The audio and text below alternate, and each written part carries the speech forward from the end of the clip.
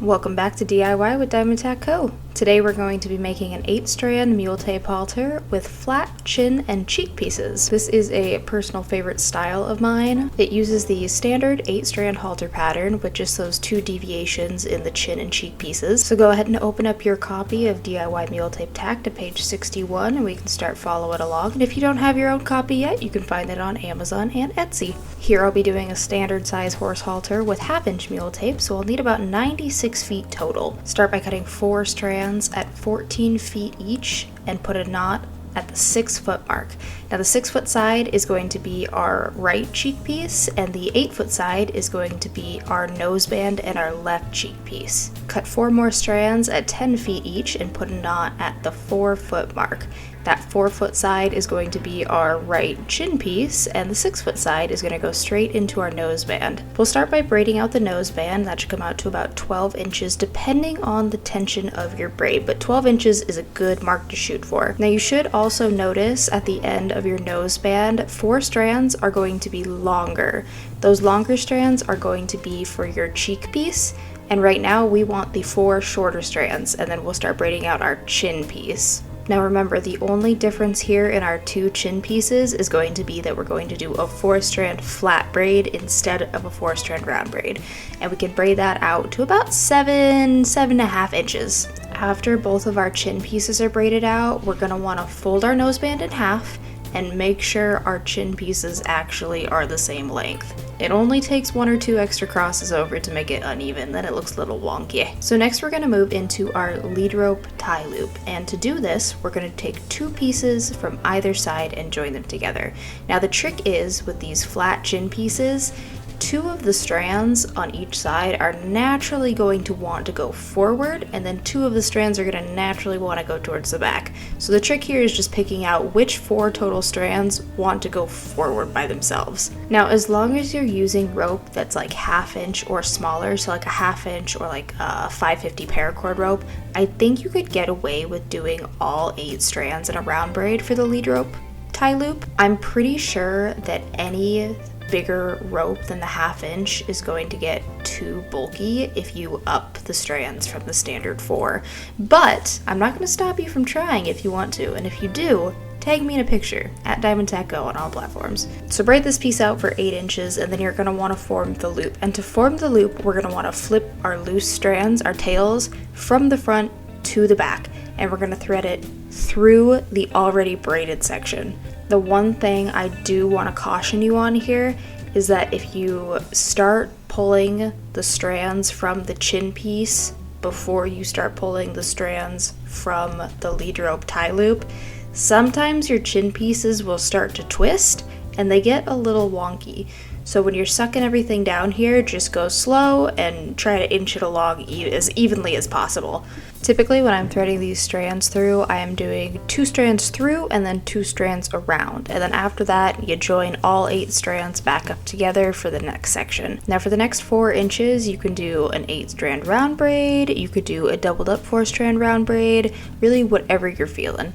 At the 4-inch mark, you're going to want to break your groups back into 2 groups of 4 and then do like 2 to 3 inches of a regular 4-strand round braid. I guess 2 regular 4-strand round braids. From here, we're just going to do our standard overhead knot, and say it with me kids, we're going to suck that knot down.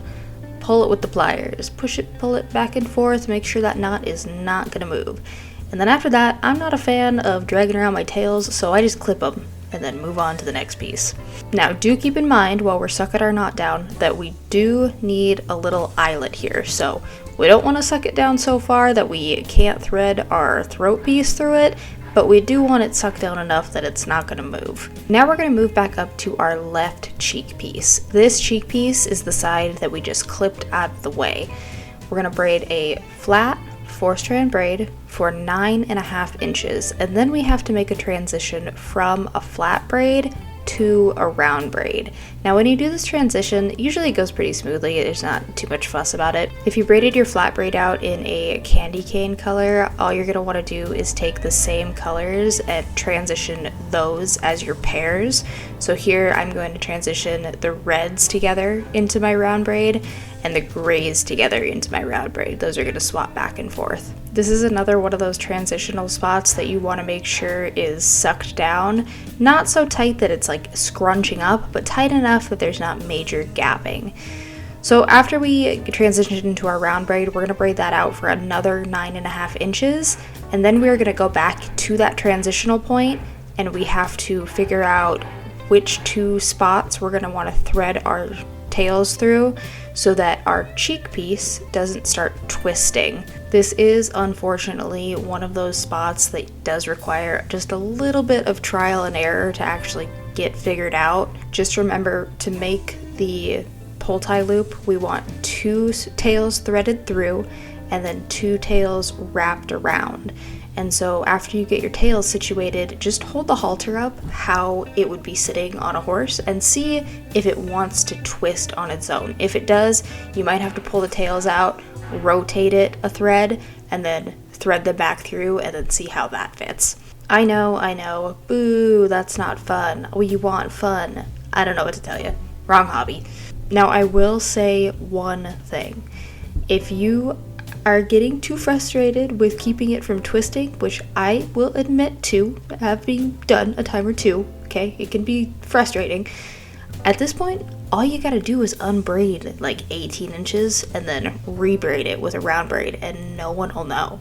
Literally no one will know. Now, if you did stick it out and you managed not to throw your halter across the room or cut it in half or something, we're going to move on to the throat piece, and that's just going to be another round braid for like 22 inches, I think. I'm guessing here. Okay, I double checked. The book says 21, so let's just go with 21, but really you could do whatever you want. Braid out that throat piece and then thread it through our little eyelet we made next to our very, very snug knot. You remember, right? The knot that's never going to be untied, ever, for safety and legal reasons. Cool, now you can just clip that throat piece, throw it off to the side, and we're gonna get started on the right cheek piece. Now, I admittedly have no idea what's happening on the other side of this video, so if you did manage to stick it out and you got that flat braid done, go ahead and braid out 9.5 inches of a flat braid on this side.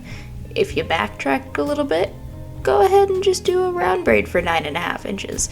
Either way, we're doing 9.5 inches, and then we are, what's that, kids? Yep, double checking it with our other side. Now we can go ahead and unclip the tails from our throat side, and we're going to pair those up with the 4 strands from the right cheek piece. Just remember, when you're pairing these up, you're going to do it into 4 groups of 2 strands, and you're going to want 1 strand from each side in those 4 groups. You'll know if this part gets screwed up because at about 6 inches, you're going to realize you have 2 short strands paired together and 2 long strands paired together or something of the sort, and that is not what we want. We'll go ahead and braid out 4 to 6 inches of this doubled up 4-strand round braid, and then what we're going to do is kind of peel off the 4 short strands and then continue with a regular 4-strand round braid. Now, to finish out your pull strap, you're going to do about 32 inches total, and that is, I will admit, on the longer side, but that is going to be measured from where you joined all 8 strands together to the very end. I'll let you guys in on a little secret. I like to push for a long pull tie because I like a quick release on my halters. I think it should be much more standardized to do quick release ties on your rope halters. That way you don't have to cut your halter if you end up in a bind or a sticky situation. As always, because you are customizing this stuff, you can make your pull strap whatever length you want. However, I highly recommend keeping the 8-strand braid going to at least 4 inches minimum. As long as the 8-strand section in your pull strap is at minimum 4 inches long, you don't actually have to worry about burning this part of your halter. At the 4-inch mark, if any pressure is to be put on your halter, it is distributed enough that you don't have to worry about it slipping back. Now, I do want to say that that is assuming that the tension on your braid is sturdy. If you have a loose braid, it may still pull back. But honestly, at that point, even if you did burn it to finish it there, that's not going to make a difference. So, general rule of thumb, in order of importance, we want safe knots, then we want safe braids, and then last but not least, we want safe burns. Now, I like to burn all of my halters to finish them off, but you don't necessarily have to. However, if you're planning on not burning the ends of your halters, I want you to take extra time to make sure you're not as tight, and I also just want you to check in every once in a while to make sure you're not stay. At this point, I'm sure you have felt how slick mule tape can get, and it wouldn't surprise me if it backs out a little bit, but as long as you're vigilant and you're just checking your equipment like you should be anyway, I don't think you'd have anything to worry about. Now, if you do end up burning your halter to finish it, just remember our fire safety: what's above, what's below, what's around. Do not catch yourself on fire, do not catch your carpet on fire, and do not catch your mom's kitchen table on fire. Also keep in mind that mule tape is a synthetic. That means it is going to melt when you light it on fire, just like the outside of paracord is going to melt when you light it on fire. If you are using any other type of rope, do a test burn so you get a feeling of what it's going to do. For instance, cotton rope, not going to melt. That is not a rope we want to burn into itself. And last but certainly not least, please do not let any melted mule tape touch your skin. It hurts so bad. It becomes a part of you. It's you and the mule tape forever. Also, just a side note for my own amusement here, do you guys see my tan line from my watch that is burned into my skin? It is the middle of winter here. What is that about? Okay, I've yapped enough for at least a week. If you guys have any questions, comments, concerns, thoughts, prayers, I don't know, whatever you're feeling, just leave it in the comments. I'll do my best to get back to you. I'm still not doing your math. If you wouldn't mind, hit that like and subscribe button, and maybe share with a friend too.